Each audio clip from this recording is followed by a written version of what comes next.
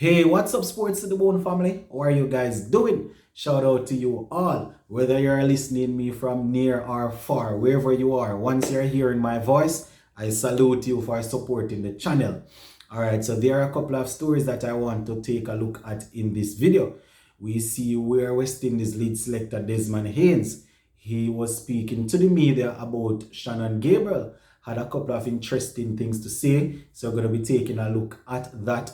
And, we also see where England's captain Joe Root was also speaking to the media. He also spoke freely as it relates to, well, I don't know if I should say freely. He also spoke about Stuart Broad and James Anderson and the fact that they are not in the team, spoke about what the team in itself wants to achieve, especially after coming off such a disappointing tour of England, of Australia. So we're going to be looking at that.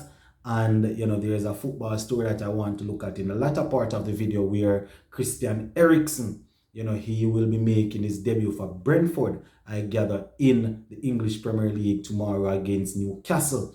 And that is a very interesting story because for those who follow football would know that I think it was in the summer when they were having the tournament there that he fell over on the pitch. I think even his heart stopped at one point in time. So it's very interesting to see that he's back and will be playing at a very high level. So that is something that I probably want to talk about a little bit down in the last part of the video. But yeah, we're going to kick things off with Mr. Desmond Haynes. But before we go on, just remember to hit that subscribe button if you have not yet subscribed. Really helps the channel a lot. All right, so as I said, Desmond Haynes came out and he was saying, talking about Shannon Gabriel. Now, you guys will know that West Indies selectors, they named the test squad, right? They named a squad for the first test against England. And Shannon Gabriel wasn't named there and he wasn't named in the presidential 11 either. I gather that initially I wasn't aware, but then I was made aware that, he got injured, he suffered a hamstring injury. And apparently Desmond Haynes is now here to clear up all of that. He's quoted as saying Shannon Gabriel is still central to West Indies' plans. Right? So all those who are trying to retire the man, you hear the lead selector is saying that he is still central to the plans of West Indies. Right? And as I said, he got the hamstring injury, according to Desmond Haynes, is why he's out. And let me give you an exact quotation. He's quoted as saying, Shannon was injured in the game that he played in Trinidad, but he is still central to the plans of West Indies, right? So that is what he had to say. He also went on to say that, and I quote, he is probably our fastest bowler and we want him back on the park. You understand? So Shannon Gabriel still bowling pretty quickly. I think he's still a notch quicker than Alzarri Joseph, who probably would be the closest to him now. O'Shane Thomas probably would have lost a yard of pace. So I gather Shannon Gabriel is still the quickest. So that is what he's saying, my viewers and subscribers, that he's probably still our quickest bowler. So we definitely want him back on the park as soon as he's fit. And you see, that is the thing, they need to understand that he's not getting any younger, Shannon Gabriel, that is. So they definitely need to manage his workload better. And not only that, Shannon himself will now have to decide that, all right, I am going up in age, I want my career to continue. I need to probably adapt a different training regime, a different routine. We would have seen where the likes of Stuart, well, those guys weren't really muscular from the get-go, but we would have seen where James and Jimmy Anderson and those guys would have adapted different type of yoga exercises to make sure that, the flexibility of the muscles and things like that are still there. So somebody like a Shannon now, he might need to drop some of the muscle mass. Because, you're a pace bowler. From the get-go, I am always saying this, that you can't be a pace bowler that is expected to do so much work and you're so muscular. More often than not, it doesn't really pay off. You're usually going to end up injured, right? So that is how I see it. Now, just a couple of key notes that they pointed out in the article that I was reading, that, against England, Shannon has 37 wickets in 11 matches, I think. So that is not too bad at all. And the last time, I think in 2020 when we played them, Shannon had taken 5 for 25 and I think overall figures of 9 for 137. So we see that he's a threat. He's definitely a threat, and that is why we need to find a way to make sure that we manage his workload. Because as I always say, my issue is them playing a Shannon Gabriel that is not fit. That is my problem. Once Shannon Gabriel is fit, I have no issue with him playing, especially against teams like England. We need the pace and we need the experience. But if he is not fit, that is where our thing usually break down, because you find that he will bowl a couple of overs, then have to come off the park, and then Roach or Seals or Holder will have to double up and do extra work, and they are not effective like that. So I think that is the right call, the right decision. If he's even close to fit, once he's not fit, based on his body type, keep him out until he's ready to go. So that is the latest update on Shannon Gabriel, my viewers and subscribers.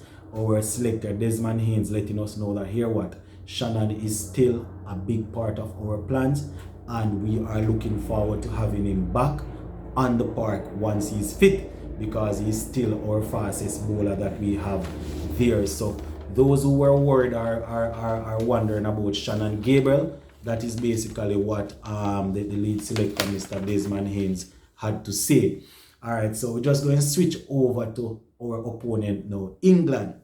Joe Root, he did an interview, and he was saying that right now he's still happy. He's happy that he's still the captain of England.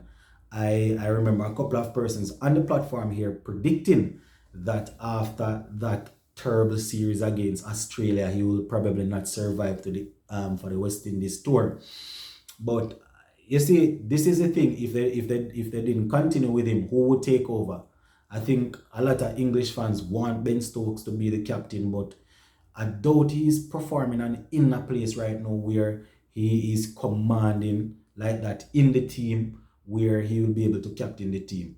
You understand? Maybe once he get back to that level, they will transition over to him. But as we speak, I think the best option would have been to continue with Joe Root.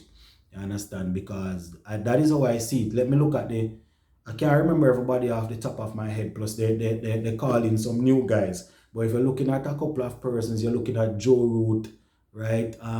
These guys, you're looking at guys that are going to be in the squad. Joe Root, the Zach Crawley, right? I don't know if they're going to use Burns or Sibling. Those guys, Ben, you definitely had to stay with him. You had to stay with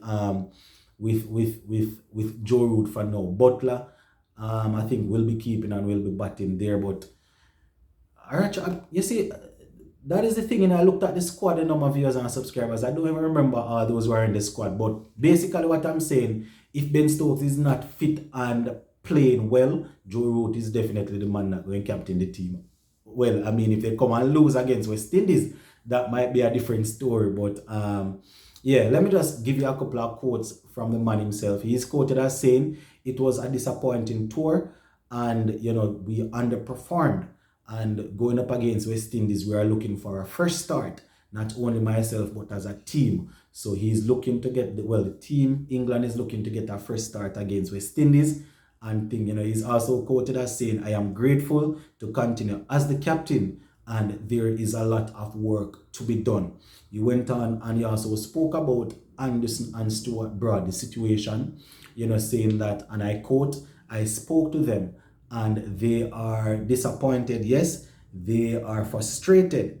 You understand? And no one is now saying that is the end for them." So, that is what he had to say about the Stuart Broad and the Anderson situation. So it's going to be really interesting to see how this England team will hold up without those two guys. If they come and lose against us, why the English media is going to have the selectors and the captain for breakfast.